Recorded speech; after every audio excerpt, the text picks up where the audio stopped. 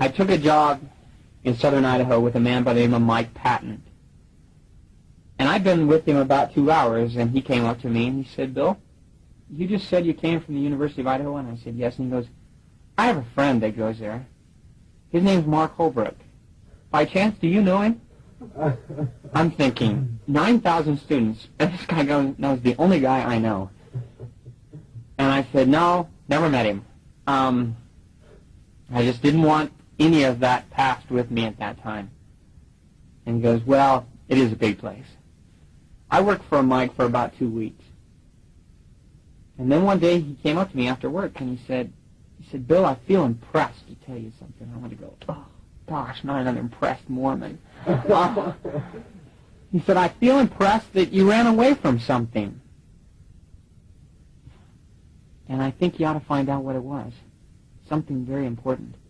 I'm going, "Buddy, I didn't tell you a thing. I don't know where you Mormons get this communication, but..." He says, "I'll give you a week off if you want to find out what it is you ran from." So I got to thinking, well, Mormons, small sect who live in the mountains of Utah, wear black hats, have beards, have lots of wives. Can't be more than 500 of them. Who needs a week to find out them? I could take one day, find out a little information about the Mormons, have 6 days to play.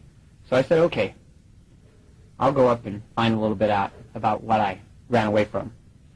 Didn't give him any idea as to what I was going to go investigate. I was at that time in Caldwell, and the distance between Boise or Caldwell to Moscow is about a 6-hour drive by car. But I hadn't brought my car down, so I had to take the bus. And I don't know if you've ever traveled by bus, but what would take you 6 hours takes you 14. And because they stop in every little non-existent community along the way. And believe me, Idaho has more than its share of little non-existent communities. I remember getting back on a Sunday morning. It was about 5 o'clock in the morning. And I thought, well, the best way probably to learn about the Mormons is to go to church. I don't want to go to Mark's ward because I don't want anybody to know me.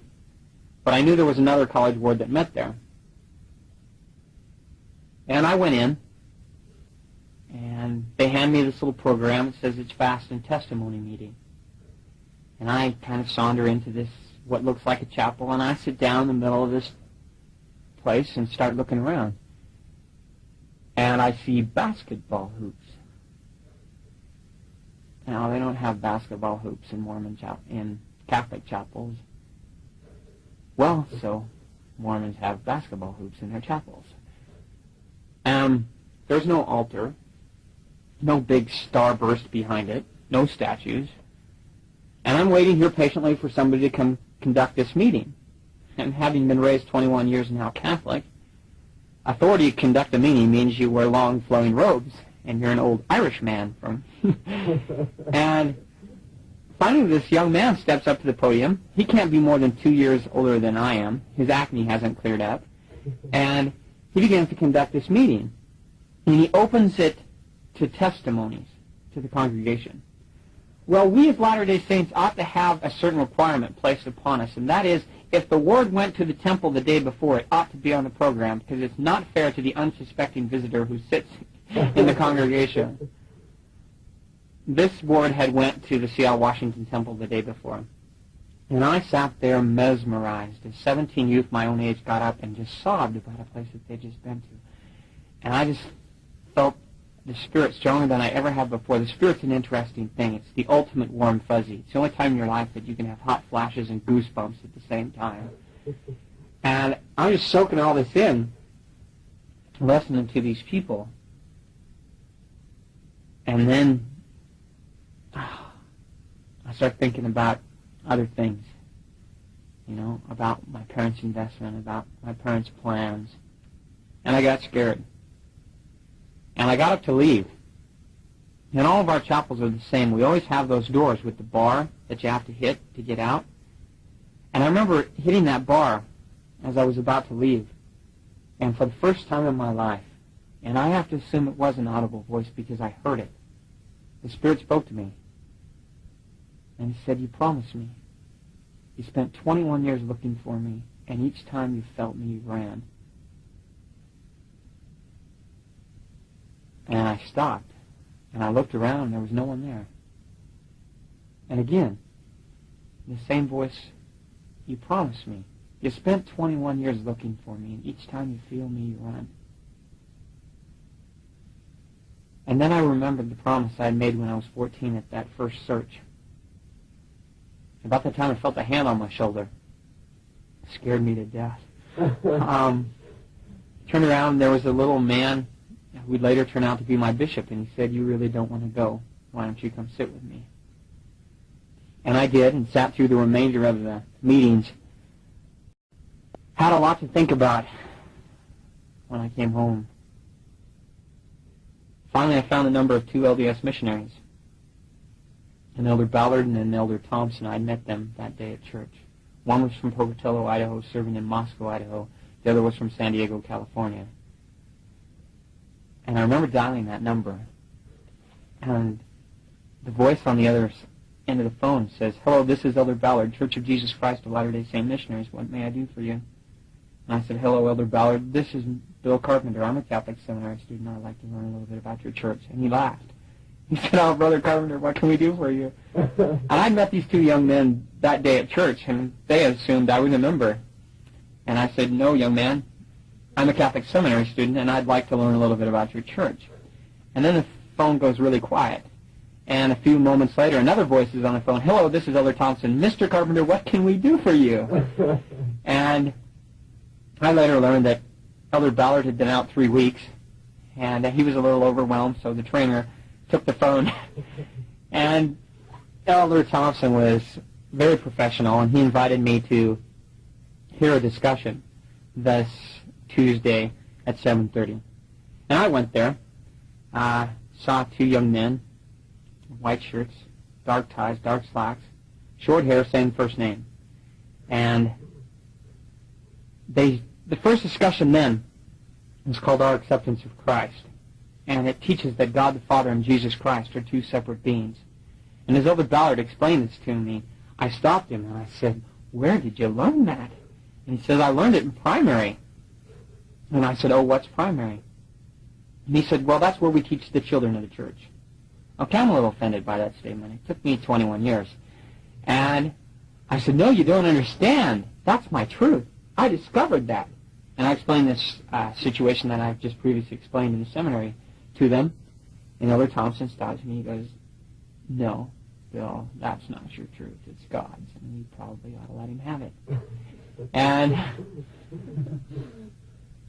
I said, "Well, that's fantastic, though. There's 3 of us who believe this." And he goes, "Well, the 3 of us and 6 million Mormons."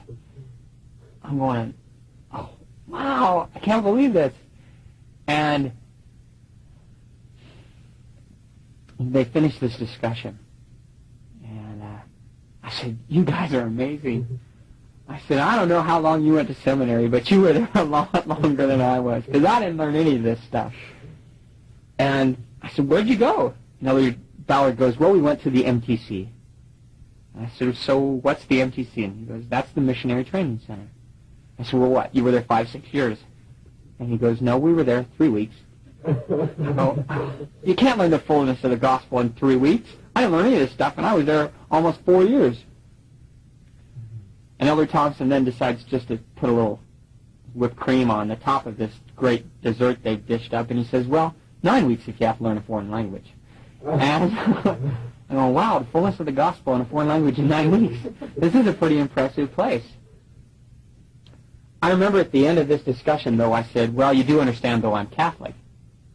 And Elder Ballard and Elder Thompson looked at each other, smiled, and laughed. And I thought, that's strange. And I asked him, why? They laughed, and he said, "Mr. Carpenter, we've so seriously fractured your testimony of your past belief that you only said that to justify it back to yourself." And I thought about that. And when I served my mission, that was one of my favorite statements. At the end of a discussion, someone would say, "Well, I'm Baptist." A little thought would come through my mind, "Well, we so seriously fractured your testimony, you have to justify it back to yourself." They invited me back that Thursday, same place, same time. And if I had to spend the next 10 years of my life preparing for that discussion, I'd never have been prepared. I know what the plan of salvation means to someone who's never heard it. I sat in the presence of two 19-year-old men who answered the greatest questions of all time. The greatest thinkers of all time, Plato, Aristotle, Socrates, had given their queries as to what the meaning of man's existence is, what his relationship to God is, and what death brings. But I sat in the presence of two 19-year-old men who knew. At that time, I felt the Spirit stronger than I ever have in my life. And as Elder Ballard was teaching me this, we were about halfway through the discussion, and he looked at me, and he said, "Do you feel the Spirit?" And I said, "I do, very strong." And he said, "So do I." He said, "That is the Spirit that the Lord uses to invite men to obey His commandments. And one of the Lord's primary commandments is that we are baptized." He said, "Bill, will you be baptized, a member of the Church of Jesus Christ of Latter-day Saints?" He was the picture of power. The mantle of God had fallen upon that young man. He looked precious. But I wish I had a camera for the expression on his companion's face. Elder Thompson was the trainer, and you could see what was going through his mind. He's thinking, "Greenie, we haven't taught him about Joseph Smith. We haven't taught him about the Book of Mormon. You messed this up, and I'm going to get you." When he asked me that, before I could even think, I already had given a response. I said, "I can't this week, but I can next week." And Elder Thompson would like to have just passed out.